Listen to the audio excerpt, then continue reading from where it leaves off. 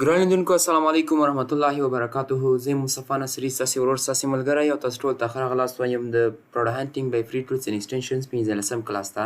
په دې کلاس کې یو بل ایکسټینشن دا غواړم چې تاسو سره هم شریک کړم چې د هغې نوم ده پرایس بي لینک.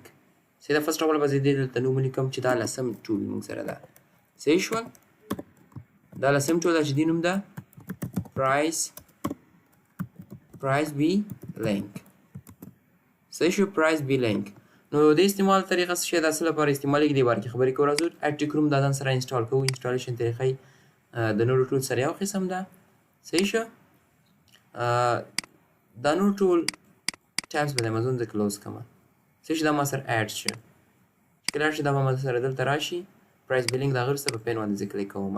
اوس راځم .com.uk ویب سایټ اوپن کوم او دلته زه یو سمپل که دلته راشم زه یو کټګري سلیکټ کوم. دلته هوم ان کچن مې سلیکټ کړ. د هوم ان کچن ریلیټډ پروډکټ ما سره راغلل. کټګري فار ایگزامپل زه سلیکټ کوم ورته کلینینګ سپلایز شو ما سره دا سلیکټ کوم. کلینینګ سپلایز کې ما سره ګوره ډیفرنٹ پروډکټس راغلل. صحیح ده. نو زه دې د جملې څخه یو څو دانې به اوپن کړم. دلته یو به دا پروډکټ اوپن کړم،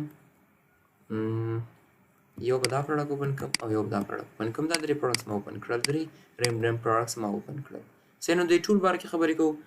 د دې استعمال څه شی ده، مکمل د انسټالیشن پوره به دې باندې ځان پوه کړو چې څه طریقه کارې ده.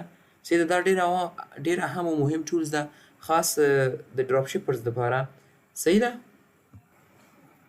ښه دوستانو ګوره دا پرایس بي لینک هم یو مشکل راغلی، خو کلاس به خپل پېښلو تاسو غواړم چې مکمل پرې پوه کړم.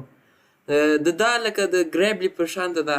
دا ټول په دا یو ټاسک پرفارم کوي چې یو پروډکټ تاسو په امازون کې اوپن کړئ، هغه سیم پروډکټس تاسو په نورو مارکیټونو کې دخئ چې په نورو مارکیټونو کې د لویسټ پرایس چې کوم یو دا په کوم پرایس باندې خرڅېږي، دا یو ټاسک دا پرفارم کوي. دا ټول صحیح ټول مارکیټونو ته شو کوي چې کوم مارکه ای بی، والمارټ، TIC نور مارکیټونه ټول درته شو کوي.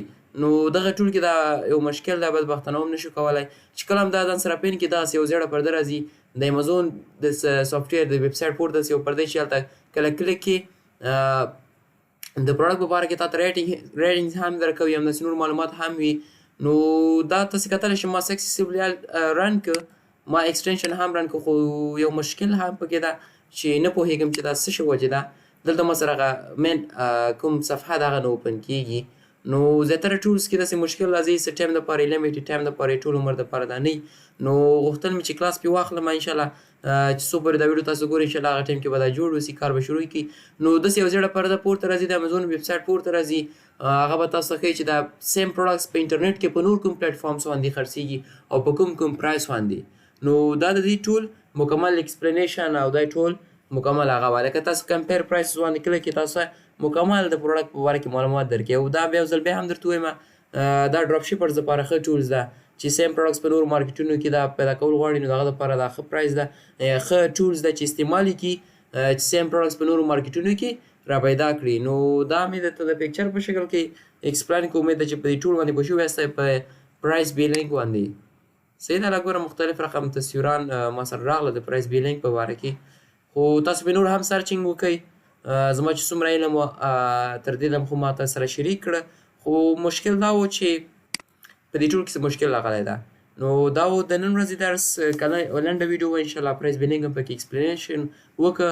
ښه ځای اوسئ، ښاد آباد او بریالي اوسئ. نو مننه کوم. تر بلې ویډیو الله حافظ.